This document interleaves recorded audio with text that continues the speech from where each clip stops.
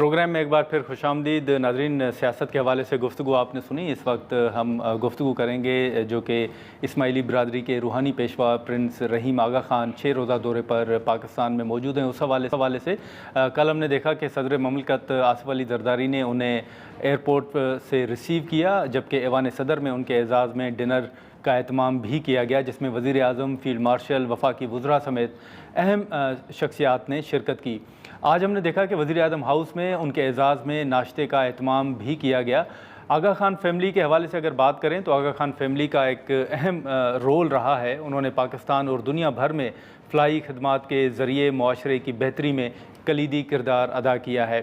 آغا Khan family کا قائم کردہ آغا خان ڈیولپمنٹ نیٹ ورک دنیا کے پسماندہ ترین اور ترقی پذیر علاقوں میں تعلیم، ثقافت، صحت، دیہی ترقی کے منصوبے چلاتا ہے، اور اسی کے ساتھ ساتھ پاکستان میں تعلیمی خدمات کے حوالے سے بھی آغا خان فیملی کا ایک اہم رول رہا ہے۔ پاکستان کے شمالی علاقوں جیسے گلگت بلتستان ہو گیا یا چترال ہو گیا، ان علاقوں سمیت ملک بھر میں جدید تعلیم کے فروغ کے لیے آغا خان ایجوکیشن سروسز کے تحت لاتعداد اسکول اور کالجز بھی قائم کیے گئے، جبکہ آغا خان یونیورسٹی اور آغا خان بورڈ آف ایجوکیشن معیاری تعلیم، تحقیق اور امتحانی نظام میں سنگ میل کی حیثیت رکھتے ہیں۔ اسی طرح خطے کی سیاست، تعلیم اور سوشل ہسٹری میں بھی ان کا اہم کردار رہا ہے۔ اسی کے ساتھ ساتھ اگر تاریخی طور پر ہم بات کریں تو آل انڈیا مسلم لیگ کی تشکیل، پاکستان موومنٹ، علی گڑھ مسلم یونیورسٹی، گوادر اور نیشنل ڈیولپمنٹ کے حوالے سے بھی ان کا بڑا اہم کردار رہا ہے۔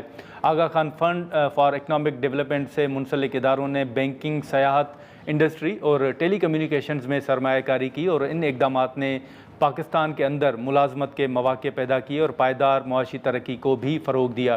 تو اس حوالے سے اگر ہم دیکھیں تو اس وقت جو پرنس رحیم آغا خان ہیں وہ 6 روزہ دورے پر پاکستان میں موجود ہیں، ان کی اہم ملاقاتیں بھی ہو رہی ہیں۔